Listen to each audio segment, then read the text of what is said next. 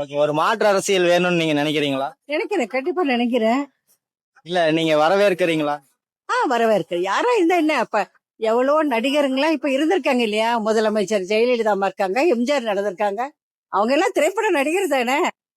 அக்கா வணக்கம். உங்க பேரு? பேர் வித்யா. அக்கா, 2026 சட்டமன்ற தேர்தல் பாத்தீங்கன்னா இன்னும் ஒரே மாசத்துல வர இருக்குது. இந்த கிணத்துக்கடவு தொகுதியில உங்களுடைய ஆதரவு யாருக்கா இருக்கும்? டிவி கேக்கு. டிவி கேக்கு. உங்க வீட்ல எத்தனை வாக்குகள் இருக்குது? எங்க வீட்டுல 10 வாக்கு இருக்கு. 10 வாக்குகளுமே உறுதியா டிவி கேக் தான் போடுவீங்களா? கண்டிப்பா டிவி கேக்கு தான். TVK. TVK. உங்க வீட்ல எத்தனை வாக்குகள் இருக்குதுங்க? 4 வாக்கு. 4 வாக்குமே டிவி கேக் தானா? 100% டிவி கேக் தான். டிவி கேக்கு.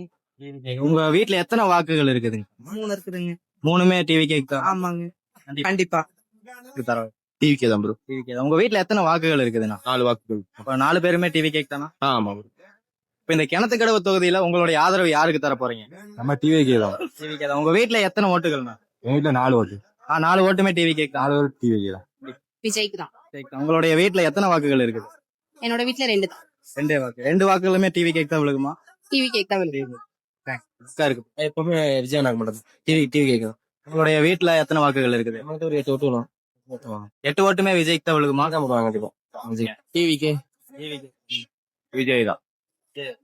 டிவி கேக் தானா? டிவி கேக் 4 பேர். TVK. TV cake.